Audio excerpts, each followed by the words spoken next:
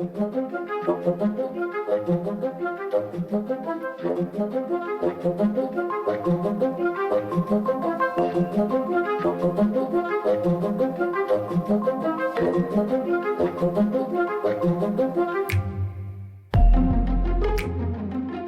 the things that you would do as a serial killer, he's showing all those.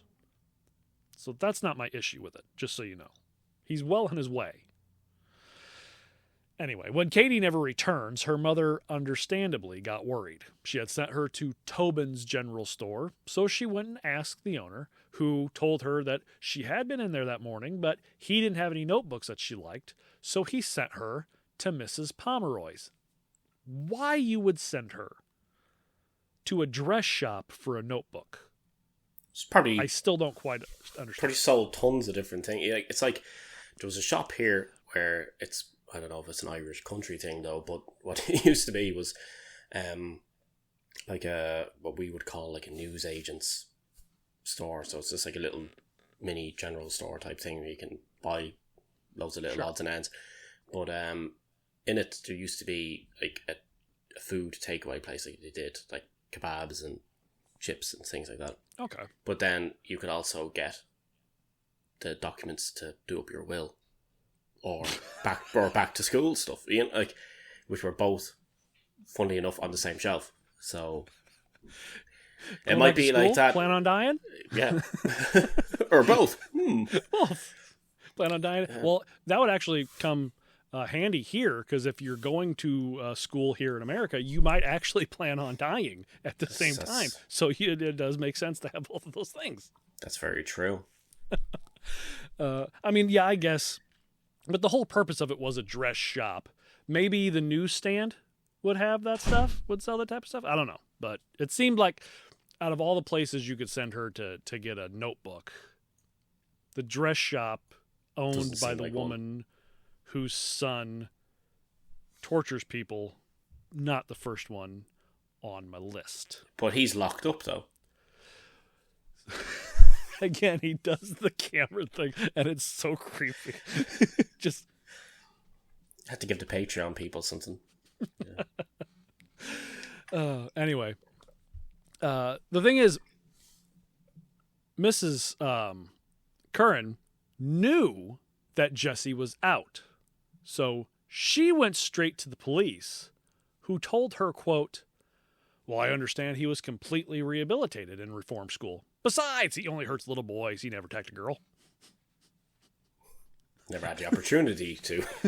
I mean, again, this police station is very problematic. There's a lot of things going on there that shouldn't be. These people are... they told her to go home. Katie was probably, she's probably just lost.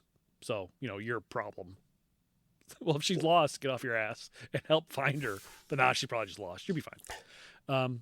But when the word got around town that Katie had gone missing, little Rudolph went to the Curran home and told the mother, Mary, that he had seen Katie in the Pomeroy store with Jesse before she went missing. So, of course, Mary returned to the police station.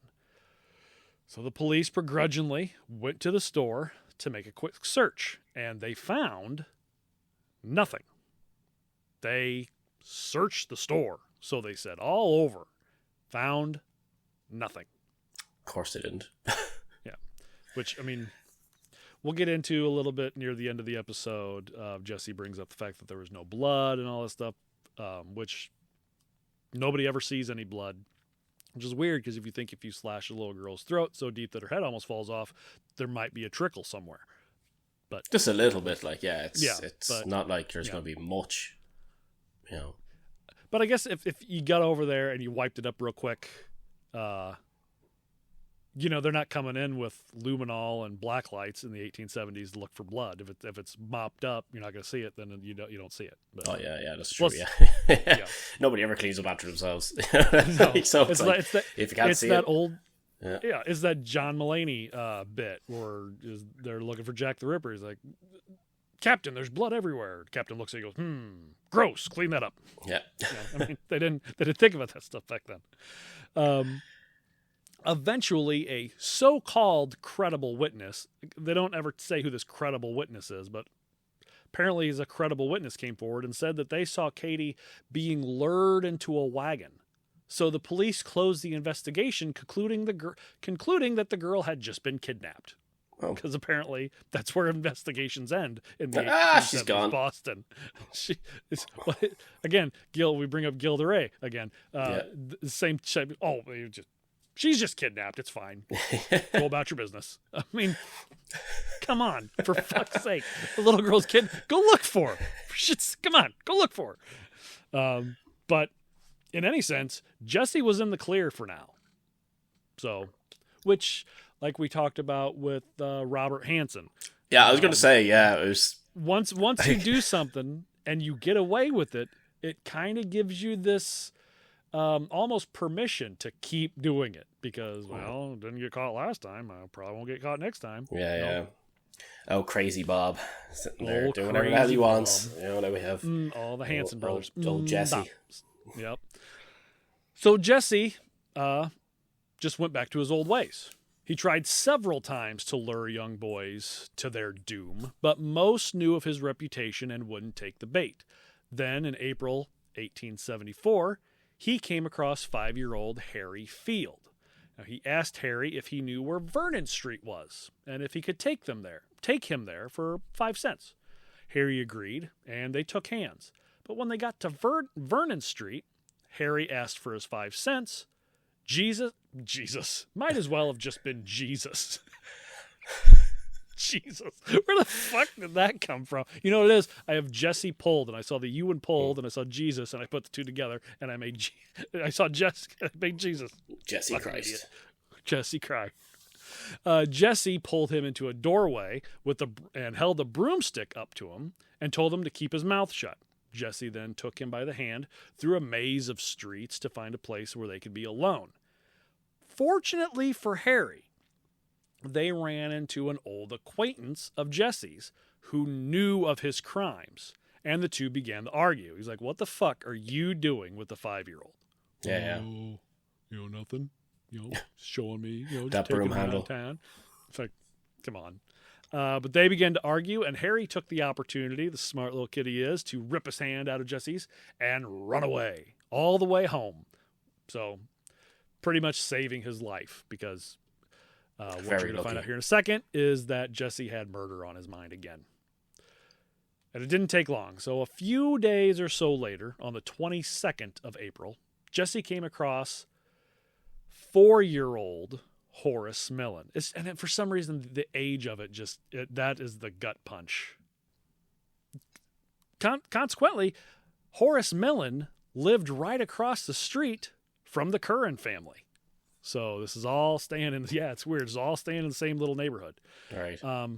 So young Horace was dressed nicely, dress shirt, slacks, nice shoes, black velvet hat with a golden tassel, which he was apparently very awesome. proud of.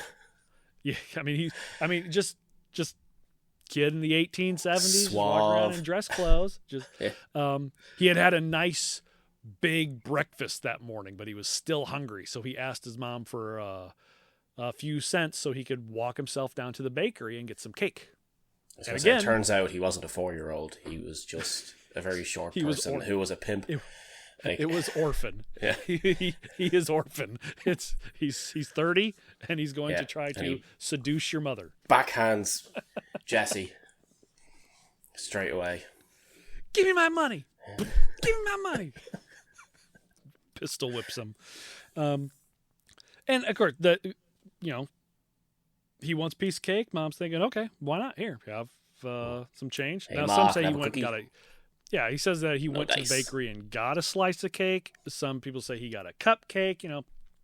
Whatever. It doesn't matter. He got. It does. What kind of cake? Tell me what kind of cake you have. This is the most important thing. The suspense. God, the suspense. So he took off from home, headed to the bakery, and that's when him and Jesse ran into one another. They talked for a minute, and Jesse walked with him to the bakery, where Horace, sweet little guy, bought his cake and shared it with Jesse. Oh. Yeah, I know. Jesse suggested that the two of them take a walk to the harbor.